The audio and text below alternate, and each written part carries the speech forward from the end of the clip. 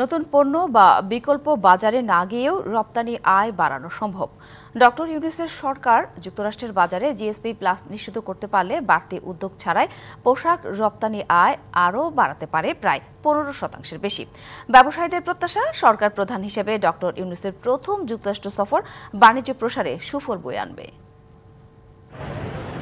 গেল অর্থবছরে বাংলাদেশের রপ্তানি আয় ছিল $55 বিলিয়নেরও বেশি, যার মধ্যে প্রায় 85% এসেছে পোশাক রপ্তানি থেকে। রপ্তানি ঝুড়ি বিবেচনায় দেখা যায় পোশাক, চামড়া, পাট ও হিমায়িত চিংড়ির মতো অল্প কিছু পণ্য ছাড়া খুব বেশি বিকল্প নেই বাংলাদেশের। ঠিক তেমনি রপ্তানি বাজারের হিসেব করলে দেখা যায় সবচেয়ে বেশি রপ্তানি আয় আসে ইউরোপীয় ইউনিয়ন থেকে।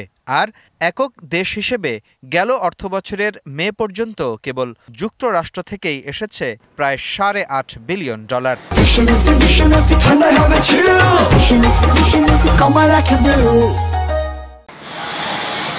তবে বাস্তবতা হলো একক দেশ হিসেবে প্রধান রপ্তানি বাজারে শুল্কমুক্ত সুবিধা পায় না বাংলাদেশের পোশাক। ব্যবসায়ীরা বলছেন দেশটির সঙ্গে শেখ হাসিনা সরকারের বৈরী সম্পর্কের ভুক্তভোগী এ খাত। এই কাজটা আরো আগে হইতো, বহু বছর আগে হইতো, যদি আমরা ডক্টর ইউনূসকে ইউজ করতে পারতাম। আমরা ডক্টর ইউনূসকে ইউজ করতে পারি না, এটা আমাদের দুর্ভাগ্য। এখন সুযোগ আসছে, ডক্টর ইউনূস চেষ্টা করলে আমার বিশ্বাস যে অনেকখানি আগ্রহ।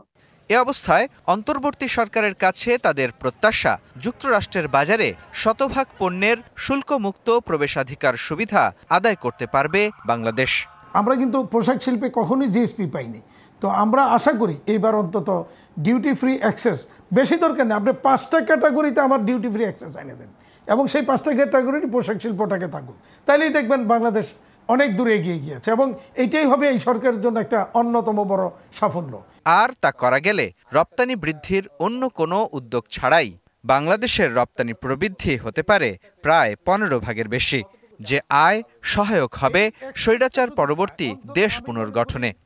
ইনিশিয়ালি যদি আমরা এটা পাইয়া যাই তাহলে অন্তত 15 থেকে 20% গ্রোথ কিন্তু হয়ে যাবে এখানেই। মুস্তফা মাহবুব, ডিবিসি নিউজ, ঢাকা।